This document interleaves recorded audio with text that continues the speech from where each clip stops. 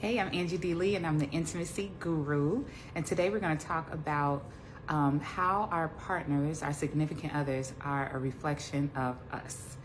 Before we get started, I want to say that this video may be a little bit difficult to digest because we're going to kind of turn that light on ourselves for a minute and deal with some of those uncomfortable topics and situations that need to be addressed in order to increase intimacy in our relationship. So as you're listening to this, it may affect you significantly if you are currently experiencing this now.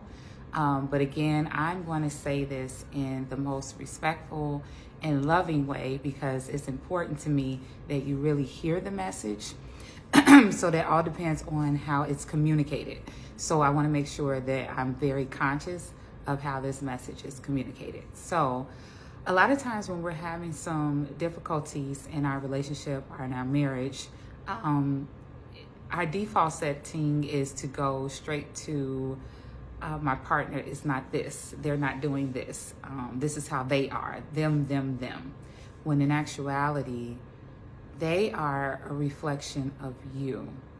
And what I mean by that is ultimately what's happening is if your partner is doing some things that's really, really kind of bothering you, throwing off the relationship, the marriage, ultimately it means that you do not feel like you deserve better. And that's what I mean by this is kind of difficult because a lot of times we think about our partners and say, for instance, we see them in a negative light and we're like, that's them. They're the ones that's doing this. They're the ones that's doing this. But if they're constantly doing things that don't align with what you want your relationship to be or that you feel like it should be, and you're allowing it subconsciously, that means that you are feeling like you deserve that. I know. Take a deep breath. It doesn't mean that the relationship is necessarily over or that you all will never get through this, but you have to be honest with yourself first. If the relationship is going south very quickly, all the time, and you're still there, right, I want you to ask yourself a serious question.